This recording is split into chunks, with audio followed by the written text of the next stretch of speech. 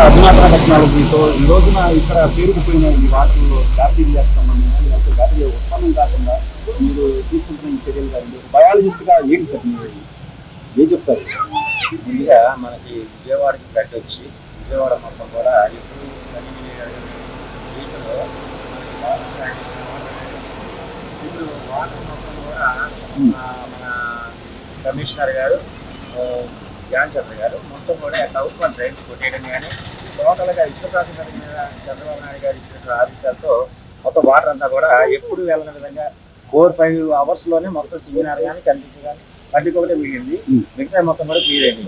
ఈ తర్వాత ఇప్పుడు మనకి ఇలాంటి వేకెంట్ ల్యాండ్స్ అనేది ఈ వేకెంట్ ల్యాండ్స్ అనేది వీళ్ళు వాటర్ స్టాగ్నేషన్ అవ్వడం తర్వాత బ్యాక్టీరియాలు ఉండడం వల్ల డెంగ్యూ మలేరియా విపరీతంగా పెరిగే అవకాశాలు ఉన్నాయి. కాబట్టి మన చంద్రబాబు నాయుడు గారి ఆదేశాల మేరకు కమిషనర్ గారు యుద్ధ ప్రాతిపదిక మీద డ్రోన్స్తో దాదాపు 100 డ్రోన్స్తో మామూలుగా సోడియం హైపో అంటే బ్లీచింగ్ చదవడం కానీ లేదా అదేవిధంగా ఇప్పుడు యాంటీ లార్వా అంటే డెంగ్యూ మలేరియాతో వచ్చి విపరీతమైన ఎపిడమిక్ వచ్చే పరిస్థితులు ఉన్నాయి. కాబట్టి ముందు జాగ్రత్త చర్యగా ఇవన్నీ కూడా ఎమ్మెల్యేలు స్ప్రే చేయడం కానీ జరుగుతుంది.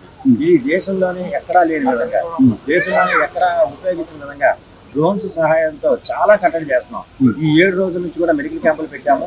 మెడికల్ క్యాంపులో కూడా ఎక్కడ కూడా డెంగ్యూ మలేరియా కూడా ఇంకా నోట్ అవ్వలేదు. కనుక ఈ విధంగానే కంట్రోల్ చేయలేకపోతే రేపు రాబోయే కాలంలో విపరీతంగా మనకు మలేరియా కానీ వైరస్ కానీ ఉంటాయి. కాబట్టి దాన్ని కంట్రోల్ చేయడం కోసమనే సీఎం గారు అధునాతన టెక్నాలజీ బొంబాయి నుంచి కూడా తెప్పిస్తున్నారు. ముంబై నుంచి కూడా అదేవిధంగా ఏపీ డ్రోన్ కార్పొరేషన్ ద్వారా కూడా ఒక 100 డ్రోన్స్ తెప్పించారు. అదేవిధంగా మన కార్పొరేషన్ బిఎంసీ తరఫు నుంచి కూడా ఒక 10 డ్రోన్లు పెట్టడం జరిగింది.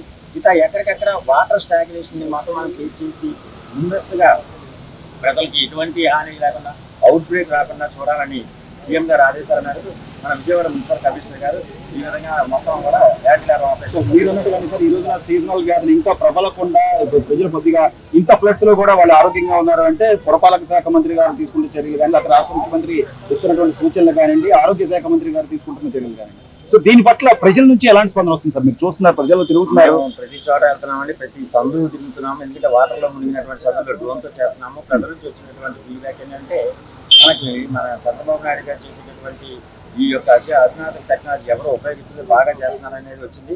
ఇప్పుడు కూడా మనకి ఎక్కడ కూడా డయేరియా కానీ కలరా కానీ ఎక్కడ కూడా మనకి నోట్ అవ్వలేదు. ఎందుకంటే ఈ యాంటీ బ్యాక్టీరియా చేయడం ఒకటి, యాంటీ లార్వా చేయడం ఒకటి. మన మంత్రి నారాయణ గారు ఎప్పటికప్పుడు 24 అవర్స్ మినిమం 20 అవర్స్ ఫీల్డ్లోనే ఉంటారు.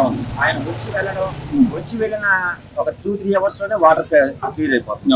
ఎందుకంటే ఆయన దగ్గరుండి కూడా మానిటర్ చేస్తున్నారు, ఎట్టి పరిస్థితుల్లో చేస్తున్నారు. కమిషనర్ గారు అర్ధరాత్రులైనా అపరాత్రులైనా మన మున్సిపల్ కమిషనర్ గారు తిప్పడం, ఎక్కడెక్కడ మానిటర్ చేయడం, వాటర్ స్టాగ్నేషన్ అనేది ఇంత ఫాస్ట్ గా ఎప్పుడు రానటువంటి ఇంత ఫ్లడ్ ని కంట్రోల్ చేయడం అంటే 3-4 days లో అనేది అది కేవలం మన చంద్రబాబు నాయుడు గారు తీసుకున్న చర్యలు, మన మంత్రి నారాయణ గారు తీసుకున్నటువంటి చొరవ, మన కమిషనర్ గారు కమిషనర్ ధ్యాన్ చంద్ర గారు అనునిత్యం 24 అవర్స్ మినిమం 25-23 అవర్స్ అది దిగుతూనే ఉన్నారు.